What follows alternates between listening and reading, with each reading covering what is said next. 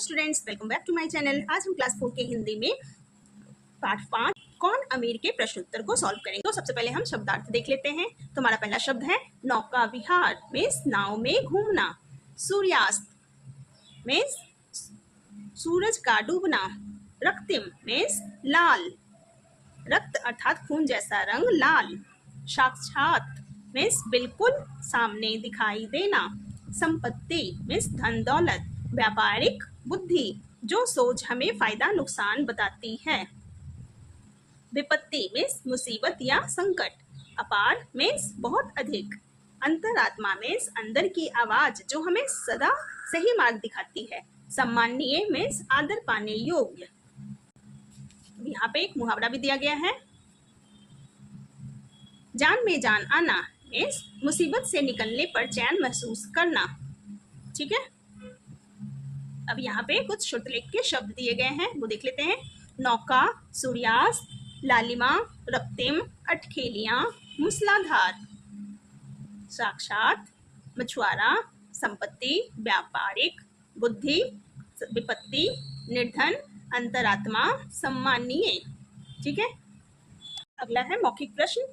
नीचे लिखे कथनों को पढ़कर बताइए कि किसने किससे कहा।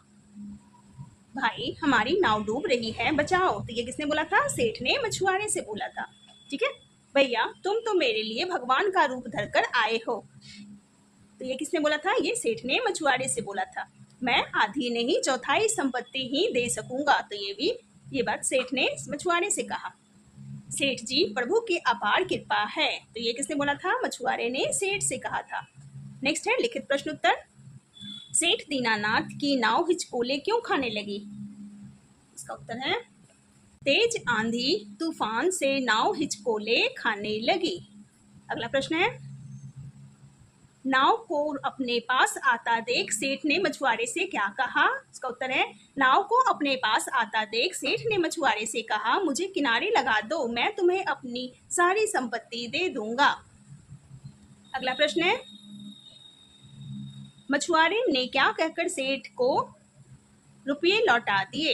उसका उत्तर है प्रभु की अपार कृपा है मुझ पर, यह कहकर मछुआरे ने सेठ को रुपये लौटा दिए। नेक्स्ट प्रश्न है इस कहानी से आपको क्या सीख मिलती है? तो इस कहानी से हमें यह सीख मिलती है कि हमें हमेशा दूसरों की सहायता करनी चाहिए। ठीक है, तो ये थे प्रश्नोत्तर। अब दूसरा है सही पर गोला लगाइए।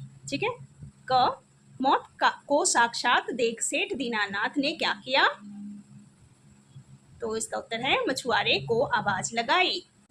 अंत में सेठ ने मछुआरे को कितने रुपये दिए? तो अंत में सेठ ने मछुआरे को 5 रुपये दिए थे। नेक्स्ट है गंगा जल रक्तिम कैसे बन गया? तो आकाश से जो लालिमा आ रही थी उससे गंगा जल रक्तिम बन गया। ठीक है, अब नेक्स्ट है भाषा की बात। पहला है विलोम शब्द। ठीक है, विलोम शब्दों का मिलान कीजिए। अस्त, अस्त का हो गया उदय। शांत, अशांत। मूर्खता, बुद्धिमानी। धर्म, अधर्म। पाप, पुण्य। निकट, दूर। तो ये हो गया विलोम शब्द। नेक्स्ट है मुहावरे व शब्दों का वाक्य में प्रयोग कीजिए। जान में जान आना। ठीक है, तो ये इसका हो जाएगा, बाकी बन जाएगा पानी पीने के बाद उसकी जान में जान आ गई। अगला है विपत्ति, हमें विपत्ति में घबराना नहीं चाहिए। पेड़ पौधे हमारी संपत्ति है। नेक्स्ट है निर्देशानुसार उत्तर लिखिए। संज्ञा के भेद बताइए। पहला है दीनानाथ, दीनानाथ किसी व्यक्ति का नाम है इसलिए यह व्यक्तिवाचक संज्ञा। घबराहट, ये इससे हमें भाव स्पष्ट हो रहा है, तो ये हो गया भाववाचक संज्ञा। ठीक है, मछुआरा है जातिवाचक संज्ञा। नाव जातिवाचक संज्ञा। नेक्स्ट है लिंग बताइए। संपत्ति ये स्त्रीलिंग। तूफान पुल्लिंग। सूर्यास्त पुल्लिंग। बुद्धि स्त्रीलिंग। अगला है वचन बदलिए। नदी नदियां। आंधी आंधियां। शक्ति शक्तियां। हथेली हथेलियां। ठीक है, अगला है वर्ण अलग कीजिए। चरित्र, इसका हो जाएगा च अ र ई त र अ, चरित्र।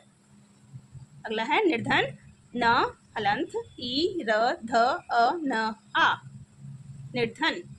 अगला है वर्तनी ठीक कीजिए। व्यापारिक, व्यापारिक।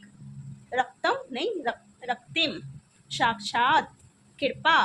तो ये सारे वर्तनी ठीक हो गए। अब कारक चिन्ह में हो गया कर्ता ने कर्म को करण से या के द्वारा के साथ संप्रदान के लिए या को आपादान से संबंध का के की रा रे री, ठीक है, अधिकरण में पर संबोधन हे ओ अरे। तो यहाँ पे कारक भरना है। तो काशी के सेठ गंगा में नौका विहार कर रहे थे। वे मुग्ध भाव से लहरों की अटखेलियां देख रहे थे। आकाश में बादल छा गए। सेठ ने नाविक से नाव किनारे की ओर ले चलने को कहा। सेठ ने 5 रुपये का नोट जेब से निकाला। सेठ जी अपनी हथेली पर रखा 5 का नोट देखते रह गए। ठीक है, तो ये आपके थे प्रश्नोत्तर और वाक्य एक्सरसाइज। आई होप आप ये अच्छे से कर लोगे। फिर मिलते हैं नेक्स्ट वीडियो में। Thanks for watching.